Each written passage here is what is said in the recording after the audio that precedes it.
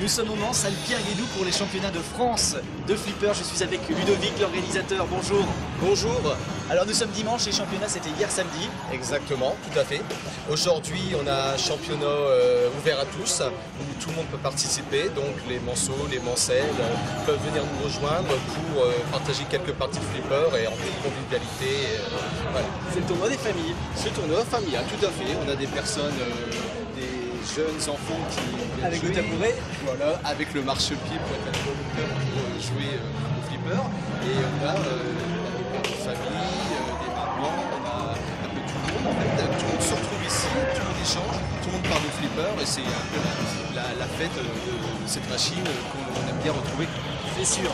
Alors les championnats c'était hier, ça s'est passé comment? C'est la troisième année consécutive. Voilà, tout à fait, c'est la troisième année consécutive, ça s'est très bien passé en fait, il y a eu vraiment des très beaux matchs en fait qui se sont déroulés.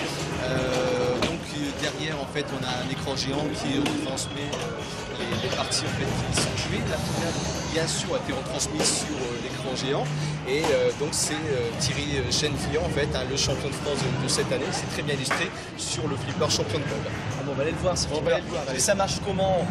C'est la machine qui compte les points. C'est la machine qui compte les points. Alors il y a des règles du jeu. Ce flipper là en fait la partie la plus importante en fait se situe au milieu du plateau.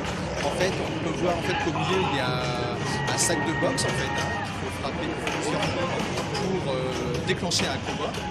Et une fois que le combat est déclenché, le sac de boxe se retourne et il y a un boxeur qui apparaît. Et donc le but du jeu c'est de taper dans le boxeur pour gagner le match en fait. Et on marque des points comme ça au fur et à mesure.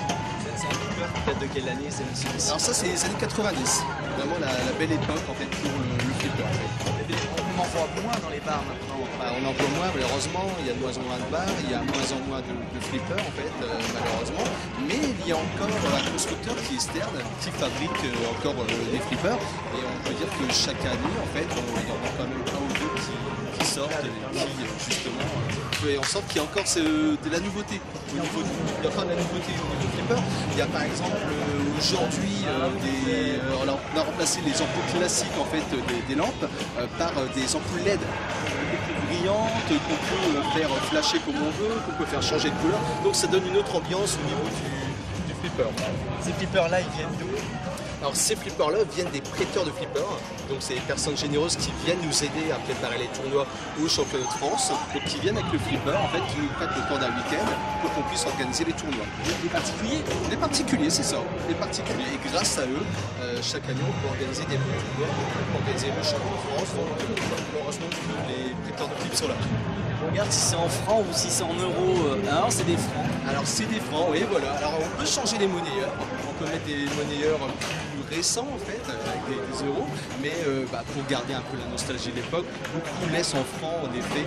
Alors il suffit d'acheter quelques pièces de francs récupérées sur un marché pour le faire encore fonctionner. Mettre une pièce de 10 francs, c'est toujours le fait le geste en fait, de mettre une pièce dans la machine comme à l'époque, la pièce de 10 francs, et tout de suite le flipper, voilà, ça retrouve un peu le bruit en fait quand on insère la pièce, l'émotion et le bruit, l'ambiance du flipper même.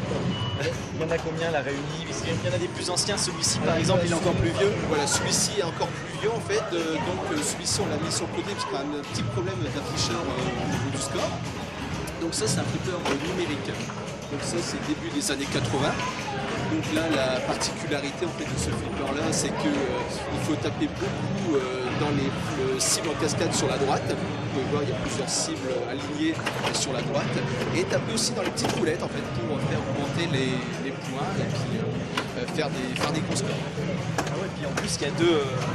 Comment on appelle ça, les batteurs en fait. Les batteurs. Des batteurs. Alors le piège sur ce flipper là, c'est que si on lève, voilà, on voit ici, si on lève en fait le clapet gauche, et la balle peut passer entre les deux batteurs. Donc il faut faire très attention. Voilà, là il vient de claquer, là il vient de faire voilà, le score pour en claquer une partie. Ça te plaît? Ouais. Tu connaissais le flipper? Oui. Tu joues beaucoup? Bah quand je peux, dès que je peux. Tu vas avec tes parents dans les bars, des choses comme ça? Ouais. Génial ça. Il y a encore des salles de jeu avec des flippers réunis. Encore des salles de jeu, alors moins en moins quand même, comme on disait, mais il y a encore des bowling, dans les bowling, il y a encore il y a des jeux vidéo, il y a quelques flippers en fait qu'on retrouve quand on peut jouer. Alors bien sûr c'est les récents, donc la marque Stern comme on disait tout à l'heure, mais bon malheureusement il y en a de plus en plus. Maintenant en fait le flipper je trouve plus nécessairement dans les bars, mais plutôt chez les particuliers. C'est-à-dire maintenant c'est les collectionneurs qui possèdent des flippers, qui en achètent entre collectionneurs, les gens se connaissent bien en fait, ils s'échangent, ils se vendent des flippers et ça permet de tenir une petite collection. Ça prend de la place quand même un flipper à la Les maison, on va avoir personnes une qui grande sont maison. abonnés peuvent jouer s'ils le souhaitent sur les flippers disponibles. On fait un appel pour faire un roulement en fait. Il faudra arrêter immédiatement les parties. Alors, Voilà, alors, est-ce que vous pouvez répéter la question du coup? Il y a un roulement régulièrement au niveau du flipper, au niveau des... Tout le monde, il ne faudrait pas que quelqu'un reste sur le même flipper toute la journée. En fait, il y a plusieurs phases dans un tournoi. Il y a la phase de qualification, c'est-à-dire la phase de qualification, chaque joueur choisit 5 flippers pour essayer de faire le meilleur score. En fonction de ça, il y a des points qui s'accumulent.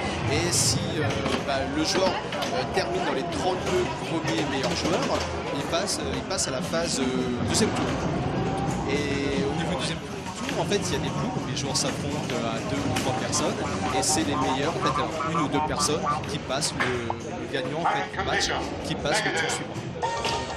Et là tout le monde s'amuse. s'amuse en fait, voilà.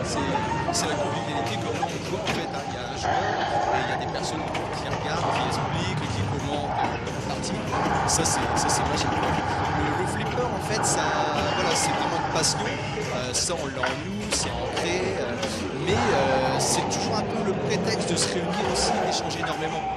Là, on peut s'en retrouver sur des tournois, on peut s'en retrouver sur des expos, on parle toujours de notre passion et on aime en parler, échanger et puis voilà, parler des flippers, des scores, des infos.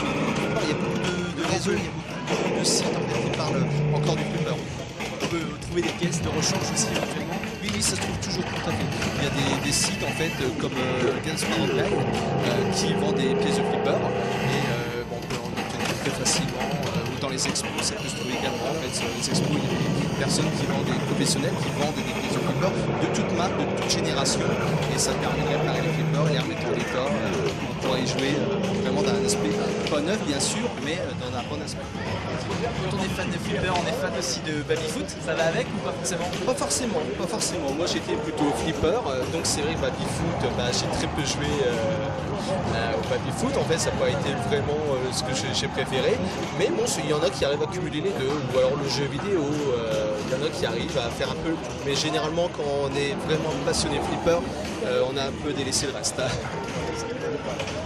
Ah, donc ça va durer jusqu'à quelle heure? Jusqu'à 16h tout à l'heure? C'est ça, tout à fait, 16h. Donc là, on est au deuxième tour. Donc là, les gens en fait s'affrontent à 2 ou 3 personnes en fait.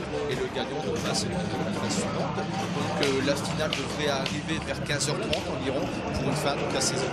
Très bien, belle journée. L'association se trouve où au Mans? Vous avez des flippers aussi? Alors nous on a des flippers à titre personnel. Ah oui, il faut savoir que voilà, la ligue par contre ne possède pas de flippers. C'est pour ça qu'on doit faire appel à chaque fois à des joueurs généreux qui nous amènent des flippers. Alors nous on est basé un peu partout. Il y a le président Vincent Carlier qui est basé en Normandie. Moi je viens du Nord. Il y a Nicolas Goyer, le vice-président, qui lui est basé sur le Mans, qui habite sur le Mans. L'année prochaine? Alors l'année prochaine, dès septembre, il y a 2 tournois qui se préparent. Le 13 septembre à Duclair, voilà, le tournoi de Christophe Magnier, comme chaque année, le Fun Flip. Et le 20 septembre à Sarre-et-Rosières, donc à côté de Valenciennes, dans le Nord, le tournoi de David Carlier. Et ça va être des grands événements encore, en fait, ça va être voilà, celui de Duclair qui était le 13 septembre se passe dans un café, donc ça permet de retrouver l'ambiance des années 90, donc les flippers sont venus dans un café exceptionnellement pour pouvoir faire un tournoi, donc on retrouve cette ambiance chaleureuse voilà, de bar. Et le 20 septembre, en fait, c'est pareil, en fait, il va y avoir énormément de flippers, énormément de joueurs, et ça va être de la belle compétition. Ça donne envie de jouer. Merci en tout cas, bravo pour cette passion. De rien, merci à vous. Et l'année prochaine, toujours premier week-end de juin à peu près? Premier week-end de juin, je dirais plutôt de première quinzaine de juin. Très bien. Merci Ludovic. Merci, À bonne bientôt. journée à vous, merci. Au revoir. Au revoir. Je vais rester rapidement faire une petite partie. Voilà pour l'infiltré du dimanche pour cette semaine. On revient dimanche prochain avec encore de beaux événements dans la Sarthe et avec du soleil, on l'espère. Merci à Samuel qui était derrière la caméra aujourd'hui. Merci à vous de votre fidélité et à dimanche prochain.